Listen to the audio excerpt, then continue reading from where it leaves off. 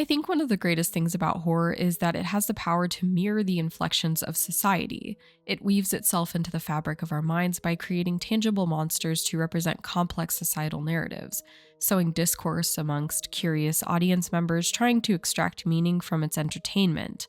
The movie, the message, the story, and the experience plant seeds of thoughts that grow. Some recent heavy metaphorical horror movies like Smile, Hereditary, Us, Get Out, The Babadook, and It Follows come to mind when discussing this topic. They give us that sweet, sweet validation that, yeah, society is really that messed up. It's sort of like how comedy seeks to distract you from your problems, but rather horror hands you the mirror, and instead of sadness, depression, or political civil unrest looking back, it's a monster.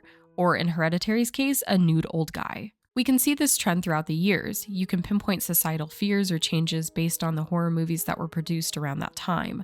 So I wanted to take a moment to pick out a couple of movies between the decades of 1970s and modern day that I feel exemplified the concept of horror connecting with the world around it.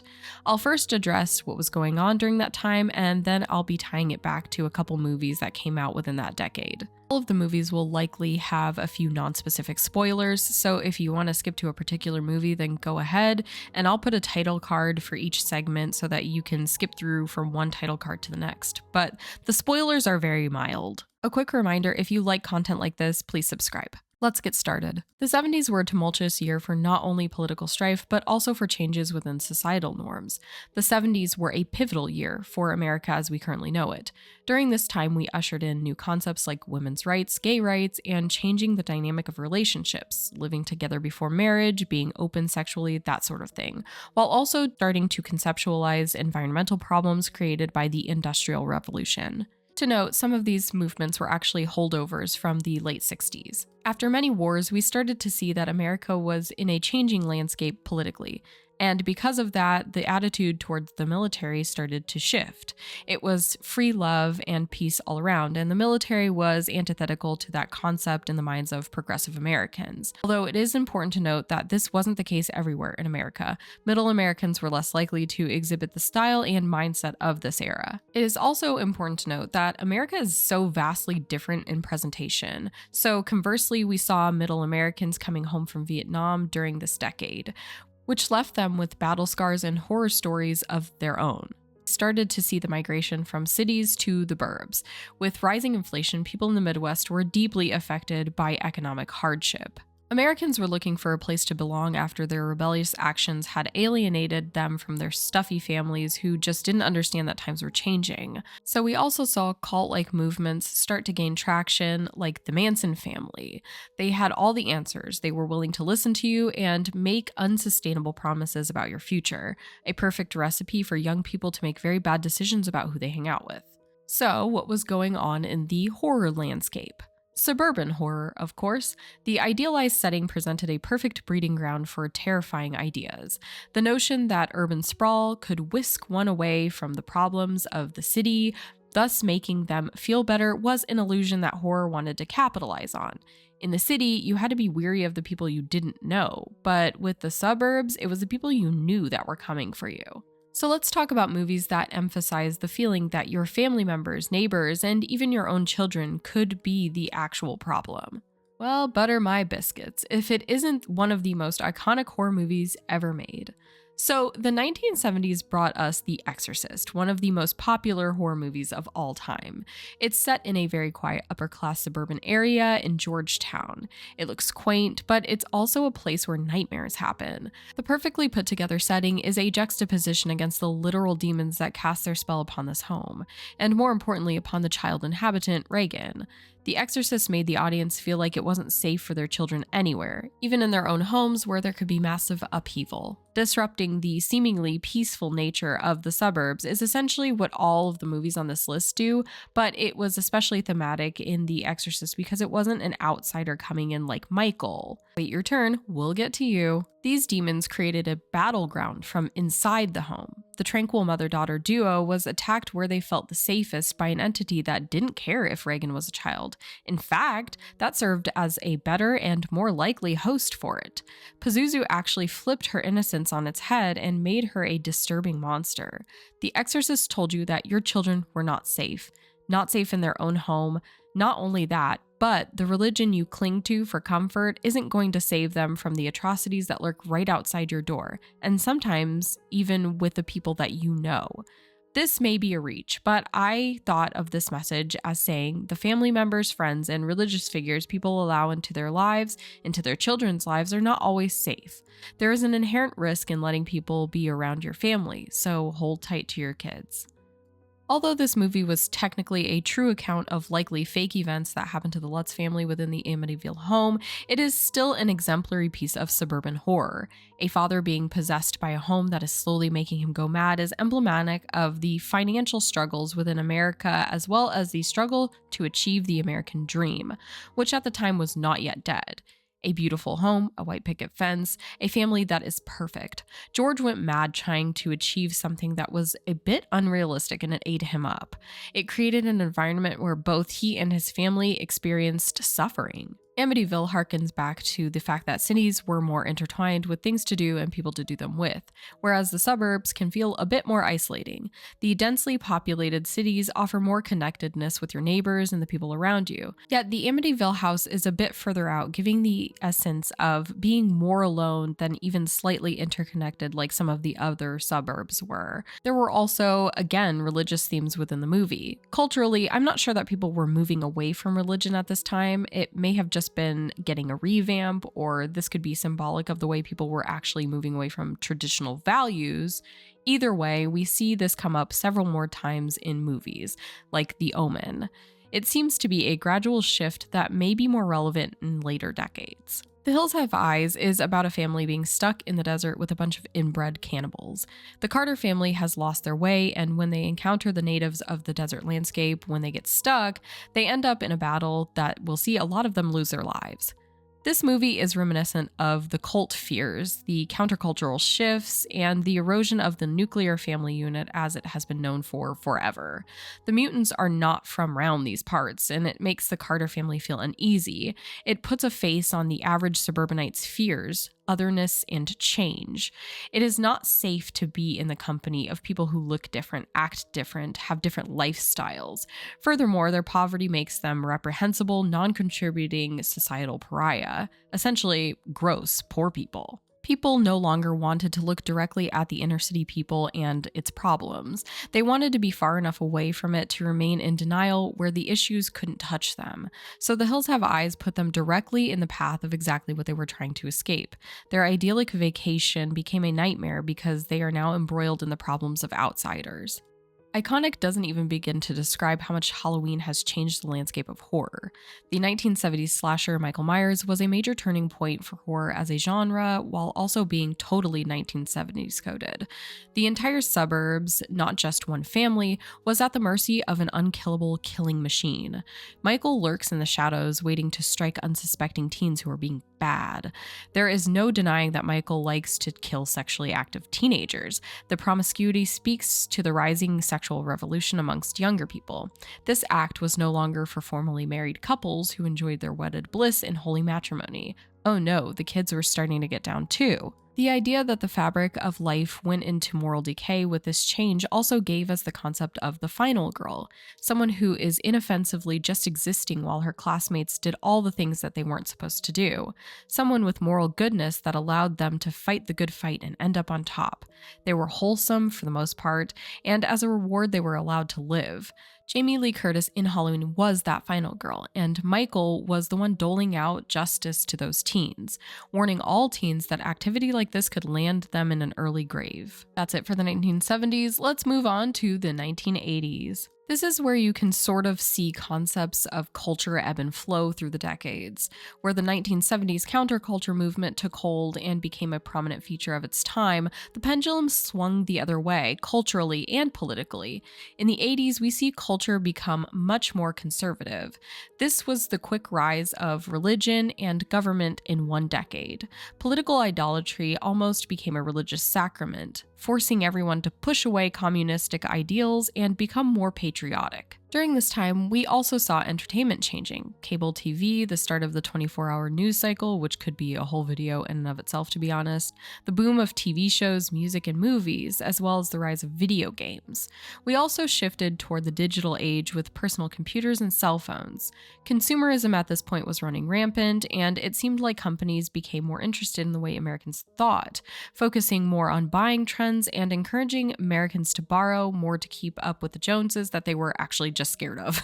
We saw continued effort towards the movement for women's rights with the inclusion of reproductive rights during this era. Unfortunately, this is also when the crack epidemic started as well, which coined the term and idea of the war on drugs. Many significant scientific advancements were made, including gene splicing and the advancement of knowledge surrounding DNA, including the polymerase chain reaction, which allowed scientists to study specific segments of the human genome. So we started to mess around with genetic material. Child's Play, Chucky, a doll, no, a friend that is with you till the end, is a character that was brought to us by the 80s. The rampant consumer culture being shoved down Americans' throats saw Karen, a lowly single mom, getting roped into the latest toy craze to appease her son Andy. Karen absolutely needs to buy her son a Chucky doll so that he does not hate her.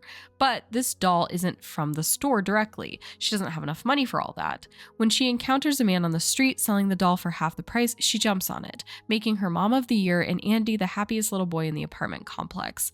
Little does she know, Chucky was possessed by the spirit of Charles Lee Ray, a criminal. Child's Play, and more specifically Chucky, represent the havoc that exists in mass consumerism.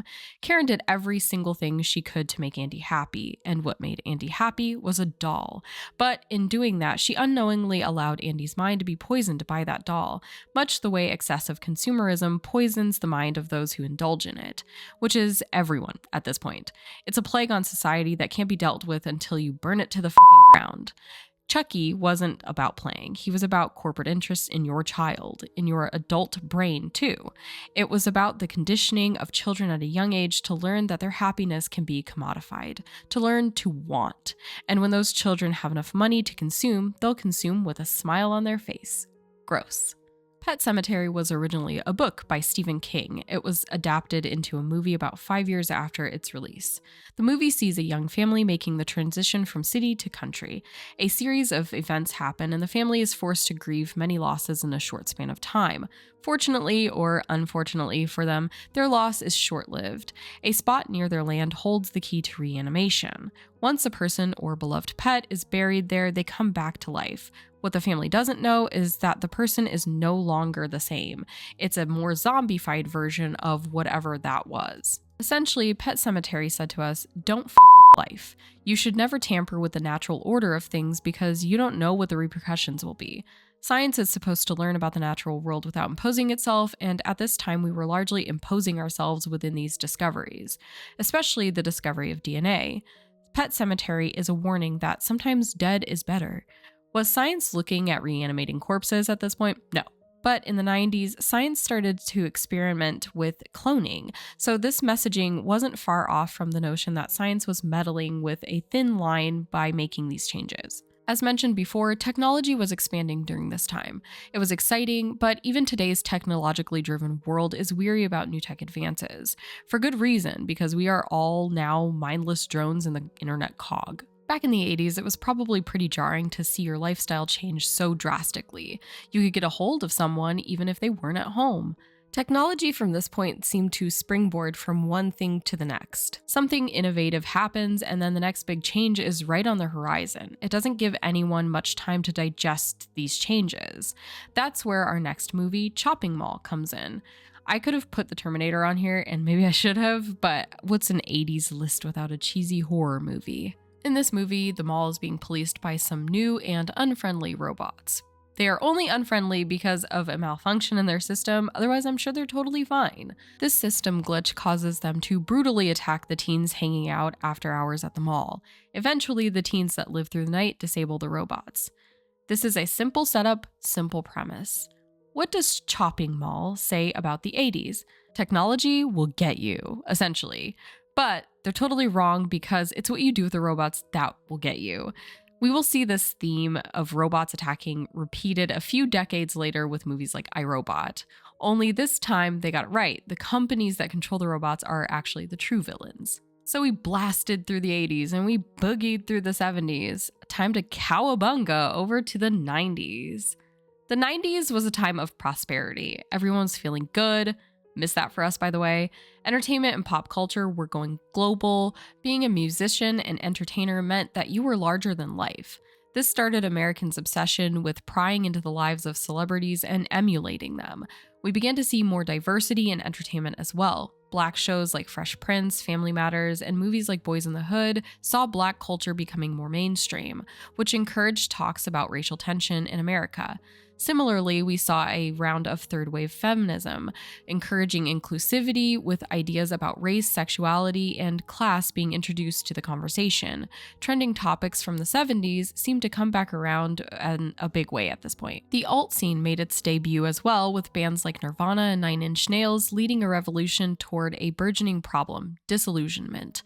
The forced perfectionism and the white picket fence mentality, living in the suburbs and wanting distance from your neighbors, all of the things that happened in the 70s and 80s had finally caught up to the children of that time, and they grew up feeling detached. The consumerism made it feel like you were a rat in a cage or a cog in a never-ending cycle of cultural death dealt by the hands of corporate interest. To be clear, grunge encompassed many different topics, but this one is most relevant to this video. So what can we glean from the horror of this decade?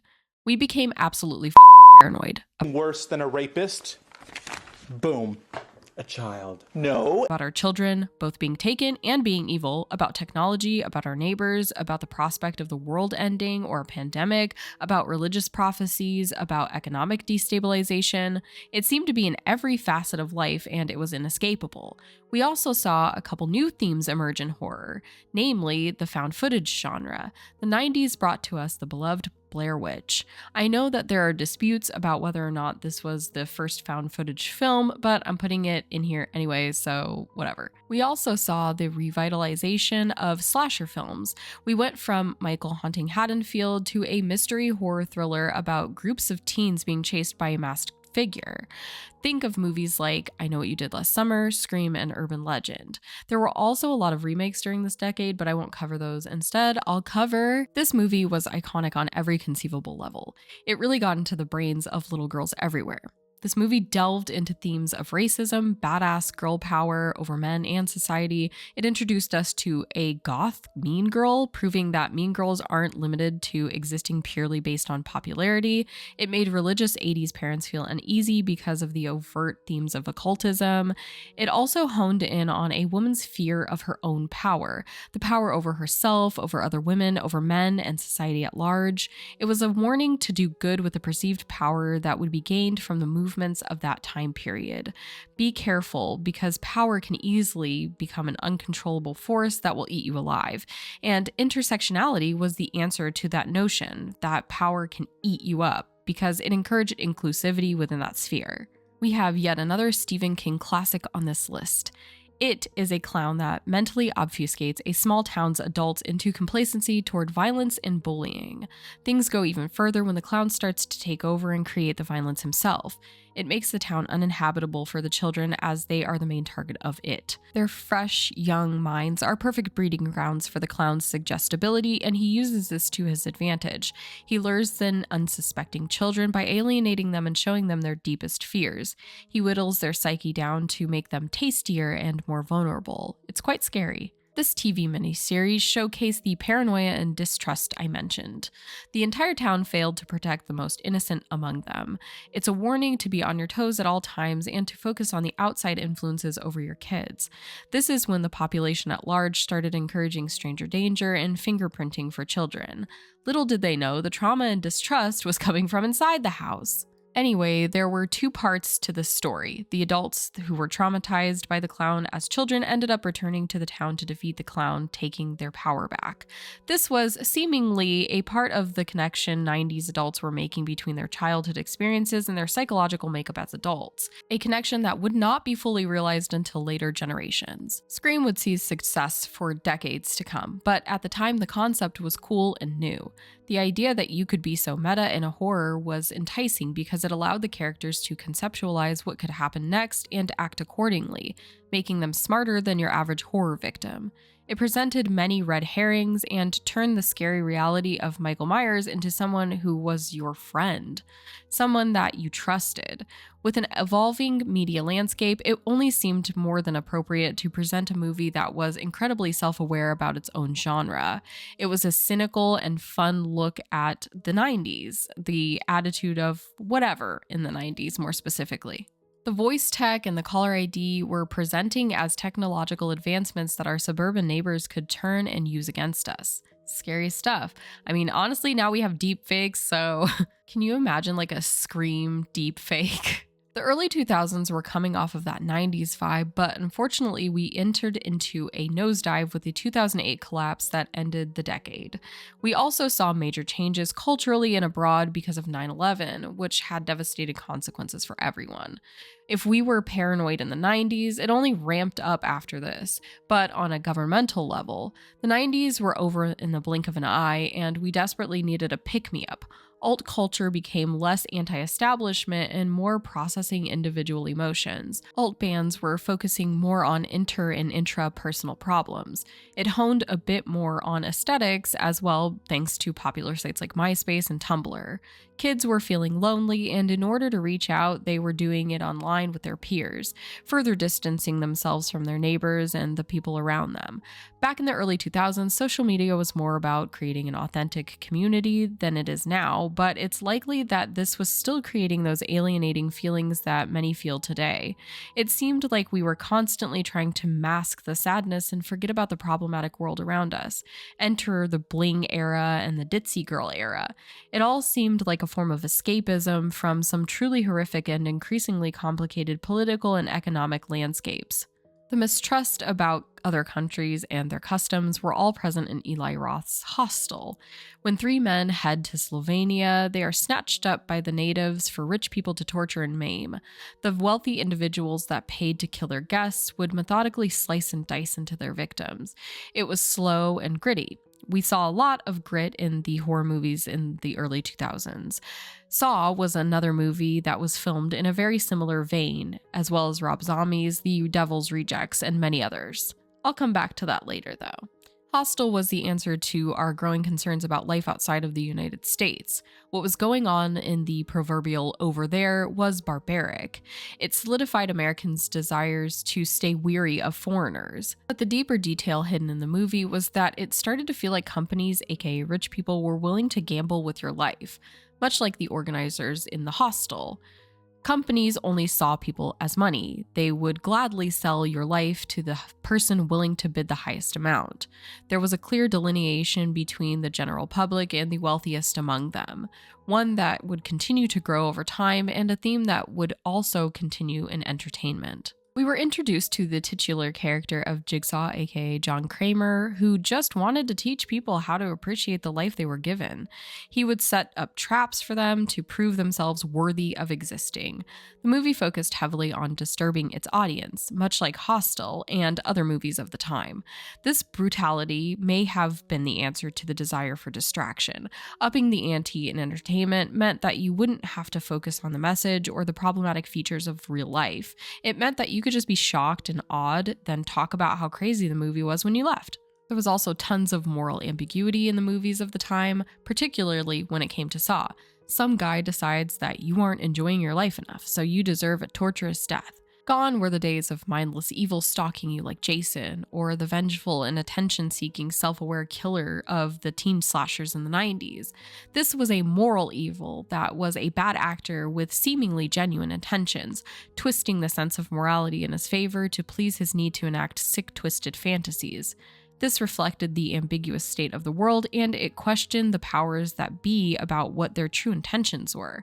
Although 2001 gave us a reason to collectively band together, it also had everyone questioning the government's lack of accountability about seemingly obvious signs they had missed leading up to that fateful day, making the government seem inept, but also possibly morally bankrupt if you believe the conspiracies. With the advancements in tech, we saw an increase in your average American being online and being vulnerable. Cameras were everywhere, and outside digital surveillance was abundant. Paranormal Activity's Micah and Katie brought the cameras into their home in a way that is eerily reminiscent of today's societal need to record everything. If Blair Witch introduced found footage, Paranormal Activity popularized it. It was revolutionary to see someone that looked like an average everyday American in a very normal home being haunted. With the public craving a more real-world experience through reality television, it seemed like the perfect timing to release such a film. We saw the mundane as entertainment, and we were primed societally through our television to endure these mundane moments. Your average everyday people doing normal things. They filmed while they got ready for bed, when friends came over, when they were just hanging out. It was a relatability that had never really been seen on the big screen. The Blair Witch cast was making a documentary, but these people weren't editing for your viewing pleasure. They were just living life, and that life happened to be haunted, I guess. This year was a massive shift for horror in general. Of course, you can pinpoint times before this where horror got into your head. Jacob's Ladder comes to mind, a couple others too. But this was the decade that horror really ramped up the need to express psychological angst. The slasher will never die, but we saw a bit less of its presence in the 2010s. This is when millennials realized that everything was starting to look pretty upsetting. The internet that they had experienced as teens and children started to feel overwhelmingly divided.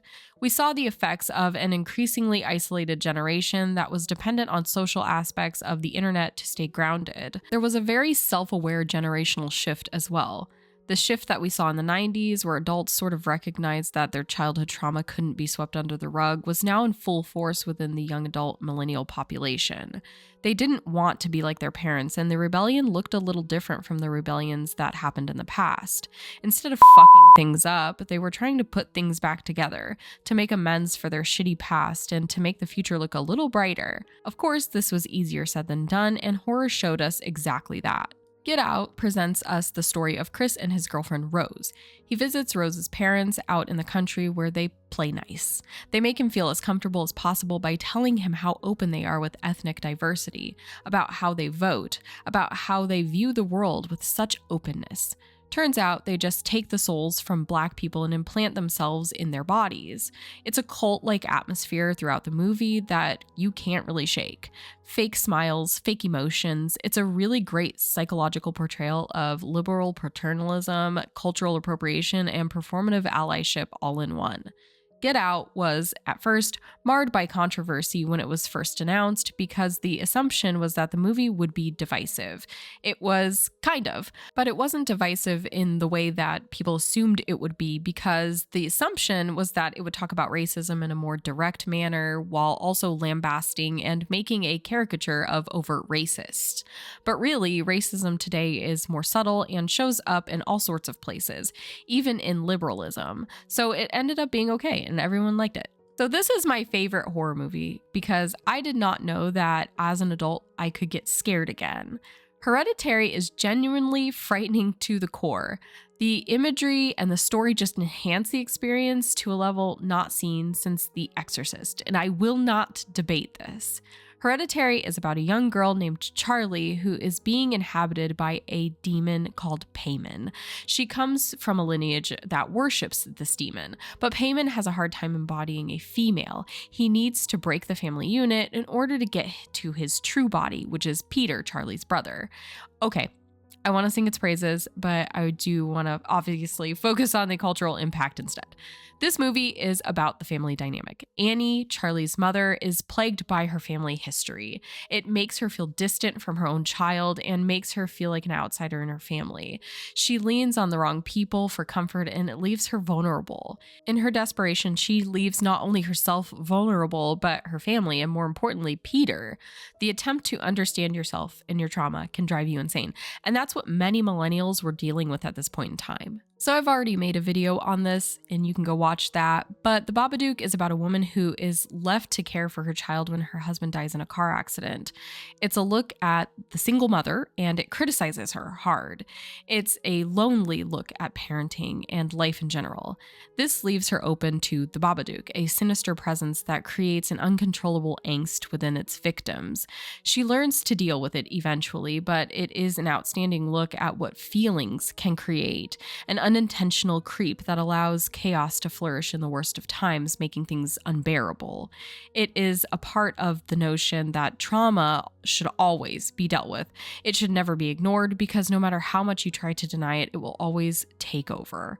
Something that we are seeing a lot in today's society being pushed. This is how adults of the modern age are attempting to separate themselves from the generations before them by dealing with their trauma.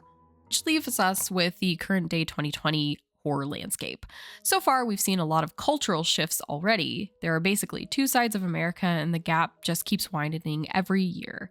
So it'll be interesting to see where horror brings us. We're about halfway through the 20s, and you can already see that nostalgia is a huge theme.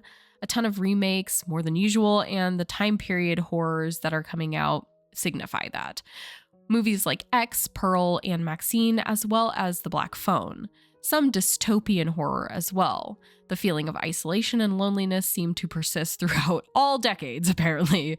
Surprisingly, we are seeing less horror movies having to do with tech in general, and instead we're starting to see the rise of influencer horror. That fake aesthetic being stripped away and killed directly on screen is pretty popular. So, what are some movies that you can think of that connect to any one of these decades, or even decades before the 70s? I just said it in that time period for a bit of brevity, but I want to hear what you have to say about the future of horror because I am amped. I am so ready to see what the last parts of the 20s are going to bring us because I think it's going to be crazy. Or maybe it won't be. Maybe it'll just be bleak. As always, like and subscribe. I'll see you next time. Bye.